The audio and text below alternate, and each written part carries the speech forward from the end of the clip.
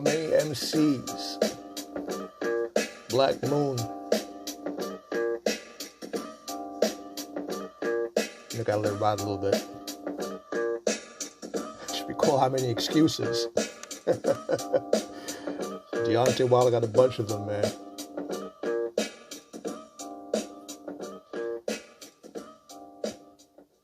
Alright, so Deontay. Alright, so as most of you probably already know, Deontay Wilder lost his belt to Tyson Fury over the weekend. And, like I said in my in the last podcast I did, he got beat hands down. He you could see that he wasn't into that fight. He just wasn't himself. He wasn't 100%, 110% himself. He was almost as if like he didn't have any reason being in that ring. And it was just a bad show all around. But kudos to Tyson Fury for putting a stop to the reign of Deontay Wilder and proving once again that ring savvy and ring IQ will always outperform someone that is basically a brawler or a one punch kind of guy. I said I wasn't going to break down the fight, and but I think in this case it might be a bit warranted, and here's why. So, at first Deontay, after he lost, they did the ring interview, and he was like, yeah, the better man won, and okay, fine, great. At least he was taking it like an adult, and he said, hey, the better man won. This, that, and the third, and he's gonna come back and be better or whatever. So as we all expected, he did exercise his rematch clause, which will guarantee him a third fight with Tyson Fury. And that's probably where the adult aspect of his doing this kind of comes to an end, because then he turns around in an interview and blames his 45-pound ring walk suit as one of the reasons for him losing that fight. He said, basically saying that his legs were weak from walking. Listen, man, and I'm just going to call it what it is. You came to the ring dressed like an end boss from from a Mortal Kombat game, and this is the problem that I have with a lot of these, let's say, the boxers, man. How can I put it without sounding like a jackass? But I'm just going to be blunt, man. A lot of y'all black athletes do the most. Like, and this is the problem that you really, not even the problem, is the difference between black athletes and other athletes. Black athletes tend to do shit over the top. They have to have this grand fucking entrance just to walk the 180 feet to the fucking ring. It ain't necessary, my man. Go out there, let your skills speak for itself. You don't gotta come out looking like the fucking Shredder with glow-in-the-dark fucking shit around your eyes and looking like a goddamn idiot. Because you actually look fucking ridiculous. It was, it was just uncalled for. Other people go to the ring with less flair. I think one of the most simplest the most basic entrances I've ever seen has been Mike Tyson. Mike doesn't come with a whole bunch of whatnot. He has his theme song come on. He comes out to the ring, and he handles business. And he goes back in the locker room and has lunch. But nah, here comes Deontay Wilder, 6'4", all 6'4" of him, looking like he about to just either looking like someone started to say, round one, fight. It looked like he looked like the end boss from Mortal Kombat, man. It wasn't a good look. And then when he was interviewed, he was interviewed, and then he said, this is exactly what he said, and I'm quoting the article. When interviewed and asked about his loss, Fury said, and I quote, Deontay Wilder said, and I quote, "Fury didn't hurt me at all, but the simple fact is that my uniform was way too heavy for me." End quote. My man, you tried that sooner the day before. So, you know what, blaming the suit is kind of like, it's like a last ditch effort to kind of save face and say, well, he didn't really beat me, when the dude clearly beat you. And okay, and this is where I'm going to kind of like break the fight down. When the first hit you got that really put you down, when he kind of hit you, and the punch connected kind of like, on the side of your head a little bit, and it probably hit you and it kind of knocked your equilibrium, out of whack a little bit, and you went down. But the look on your face when this dude was handling you, it was almost like you kept looking at, like you were looking at the clock to like, when is this fight going to end? And then when you got hit and you got back up, you looked at the referee like, did you see that? Yeah, he saw you got knocked down. You're a fighter. Get up. I've been saying this for years, that Deontay Wilder is not a boxer. He's a hitter, but he is a brawler. He does not have ring savvy. He basically fights you like he's fighting in the streets. He throws these wild, over-the-top haymakers, and when it lands, he has a lot of power behind it, and that is the key to his being a successful defender of his belt, is that he hits people, and it almost like it just knocks them back. And when someone's hitting you, not with, they're not squaring up their punches. I mean, he has a long reach. He has a dude that's 6'4" with long arms. He has a considerable reach, and that's his advantage. Like it keeps people at bay. It keeps him out of his inners, out of his personal space to a degree. And then he just lands that punch afterward. But his punches are wild. If you really ever sat down and watched Deontay Wilder fight, his skills, I wouldn't even say unorthodox. It's sloppy. He is a sloppy boxer, and that's where I kind of just like, I don't even bother watching most of his fights, because it's almost like, it's like if I wanted to see something like that, I might as well, I could just go back on the block, back on Flatbush, and watch niggas fight like that. I'm not gonna pay money to go see a dude freaking sit there and fight like he's from Flatbush. Sorry, he's a sloppy fighter, but I'm not taking anything away from his accomplishments. It worked for him. He's gotten his belt. He's defended it against other people, but he talked a lot of trash. And listen, when they first had their fight, and I said this before, Tyson Fury schooled him, because Tyson Fury has the linear championship, and I'm not sure exactly what that means, but he has the linear championship. Deontay has the heavyweight championship of the world. So when they fought the first time, it was ruled as a draw. And like I said in the last one, if you're a boxer of Deontay Wilder's caliber, that is known for putting people away, and you couldn't do anything to stop Tyson Fury, then in my eyes that fight was a loss, and it was a loss against Deontay. Tyson Fury was the underdog, as he was the underdog in the most recent fight. But I think people that actually do understand boxing, understand the intricacies, and understand, I'm sorry if I keep hitting the metal, I keep making that sound, and they understand the finessing of how boxers actually handle themselves in the ring. The only reason that Fury that didn't win that fight, because he was schooled them all those other rounds. Like he basically was, he was dinging my man up. He lost the last couple of rounds because Deontay had a couple of hits, put him down, and that kind of sealed it. But if it wasn't for those 2 rounds that Tyson Fury lost, it would have been a decisive victory for Fury. But so now we fast forward to this recent fight, and here again, Tyson Fury came out. He said, "This is what I'm going to do." And he did it. Now, Tyson Fury has his own background. He has his own issues. He has his own demons he's dealing with. But one of the things that I think people kind of overlooked is that Tyson Fury dealt with a lot of bullshit.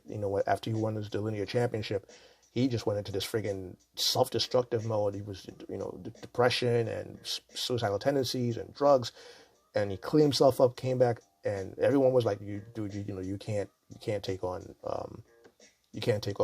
Deontay Wilder, and he did. He came out as a draw. And they were like, all right, cool, you got lucky the first time, but, but he had Deontay's number in this one. He had Deontay Wilder's number, and Deontay Wilder did not have an answer for those punches. He was basically a sitting duck. It's basically just, that's just how it went down.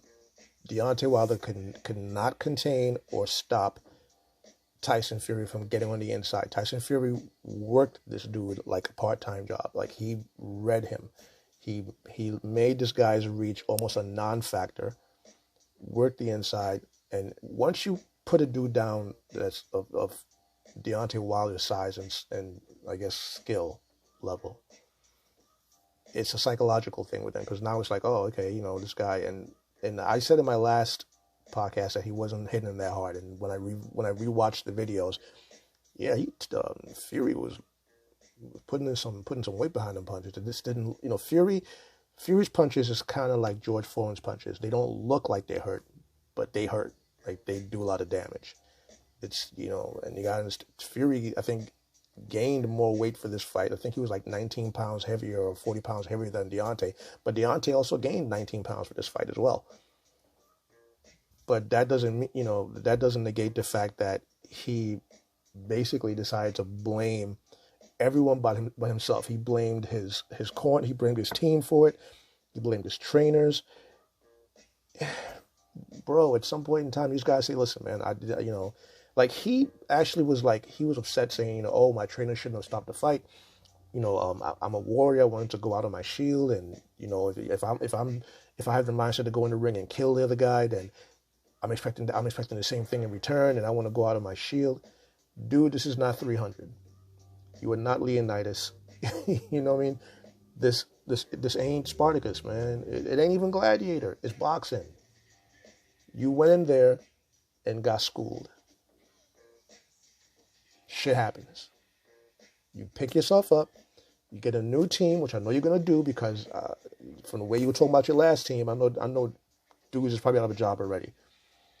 But you got to, at some point in time, accept responsibility for the fact that, okay, you just didn't do your job. You completely screwed up. You really just kind of dropped the ball. You did not go in there with a game plan. And, and you blaming your costume, you chose that shit, bro. No one told you to come out there looking like the Shredder. No one told you to come out there looking like, like Shao Kahn, or whoever the hell the end boss of Mortal Kombat is. You're sitting there saying your legs weren't the same. No, it wasn't your legs, my man. Your mind wasn't there. I think what happened is, and this is just my humble opinion, I think you went in there and the memory of the last fight you guys had was still there, and you're sitting there thinking, I can't beat this dude because he knows, like, he studied me. And I don't think you prepared good enough for this fight either, because it just looked like it's sloppy. You know what I'm saying? You had your aggressiveness wasn't there. You just seemed very kind of like, almost like you didn't want to be in that fight. And I think that's what kind of lent itself to that loss you had, because you could have done better. I think a lot of people who betted on you lost the house. You got a lot of people mad at you right now, because a lot of cats was like, okay, and this is going to be funny as fuck, but, a lot of white folks is going to have that picture of you on the ground and Tyson Fury standing over you in everybody's barbershop, man. He redeemed white boxers for the next millennium, Come on, and the thing is like, not even Twitter gave you a break on that, because once you came out with that completely ridiculous excuse about blaming your coach, you blamed your team, you blamed your trainer, or you shouldn't have thrown a towel in. So you want them to stand there and watch you get your head beat in? That's what your trainer is there for, to prevent you dying. Like, the trainer's in his mind sitting there going, I have too much respect for this dude and what he's done to let him go out like that. And they threw the towel in. If I was a boxer, I would expect the same thing. I would expect my team to look at me like, shit, this dude's getting his ass beat. Let me throw a towel in. This ain't a street fight, my man. This ain't where, you and your boys meet up, and him and his boys meet up, and you're like, all right, we're going to shoot the fair one, and ain't nobody going to jump in until somebody's down. You know what I mean? It ain't. This ain't the hood, my man. This is professional boxing. You know, WBC, WBA, all that. IBF. This is what it is. There's rules. You know what I'm saying? If your trainer didn't throw the towel in, the referee would have definitely stepped in. And also more like, all right, because once you stop defending yourself, they have to stop the fight. Legally, they have to stop the fight. They can't, you know, because, and it was getting to the point where you weren't answering. You weren't putting up a defense. He was just clipping you every. That's what was happening. Tyson Fury was just beating the shit out of you. You got your ass beat. Call it a day. You know what I mean? Move on. But Twitter gave you a hard time, my man. You know, like I know one of my people from Twitter's Boxing Kingdom, because I follow them on Twitter, and they had this meme, and it was like, how to take a loss. Anthony Joshua. Full credit to Andy Ruiz. It's his night, well deserved. I make no excuses. And that was him responding to, you know, after his loss to Andy Ruiz. And you know, and he accepted it gracefully. But then you have the flip side of how not to take a loss. If you're Deontay Wilder, blame your camp, you blame your legs. You say Fury didn't hurt you at all, which Fury clearly hurt you a couple times. You blame your trainer, and then you blame your 45-pound ring costume. Your costume wasn't the problem. Your trainer saved your corner saved your ass. Your legs weren't the problem. I think mentally you just weren't prepared for that fight, and Tyson Fury schooled you. He beat you like a runaway slave, my man, and that's saying a lot. You got your ass kicked. You got beat soundly. There's no other way to put it. I don't care how you want to paint it. You know, I hope you kind of take this loss as a way to kind of like as a lesson, and learn to box, like actually learn to throw a punch, not these wild fucking swings you do, my man. That ain't gonna save you. And I said this for years. He's gonna meet someone eventually that's gonna duck them fucking punches and lay your ass out. And I think what you know, with him claiming that him exercising that rematch clause, it threw a monkey wrench in everyone expecting to see Tyson Fury versus Anthony Joshua. You know, that would be something epic. I still want to see Joshua versus Wilder. I think that's going to be a great fight as well. I really don't know who to put it on. I like Anthony Joshua because he's a power puncher. He's a savvy ring. He's a ring IQ smart guy. Like, he knows how to maneuver around a ring. You know, when I watched him fight Klitschko, you could see Klitschko was giving him the business, but he got lucky and he laid Klitschko out. And like I said before, the Klitschko brothers, man, for a minute, they were dominating the heavyweight division, and they were putting a lot of dudes in a world of hurt. And if you've ever watched, you know, go on Google Vladimir Klitschko or any of the Klitschko brothers, and just watch their hits, man. These guys damage people. It's it's like Ivan Drago, real life Ivan Drago. But hey, Deontay, man. You gotta man up and just take that loss, man. Take that L. You got beat. Congrats again to Tyson Fury for holding the belt. I think Tyson Fury will beat you again if you guys meet up in the third round. And I mean, that's just my belief. I think Tyson Fury has your number. I think psychologically he knows how to get into your head, because he's always going to be like, I'm the one person that beat your ass twice, you know. And I think Tyson Fury is the one boxer that you can't bully. You know, you've bullied other boxers in the ring, and you've made a good show of doing that. But at some point in time, I think it came back to bite you in the ass. So, with that being said, you know, let me know what you guys think about that, man. What do you guys think about the whole Deontay Wilder excuse? You got the email, organizedchaoscast@gmail.com. Hit me up on my Twitter @FlavorsR. Catch me on the gram. Catch me on the gram at DJ Flavors _ the mixologist. This has been the Controlled Chaos podcast. I am your host, DJ Flavors. We'll catch you around another time.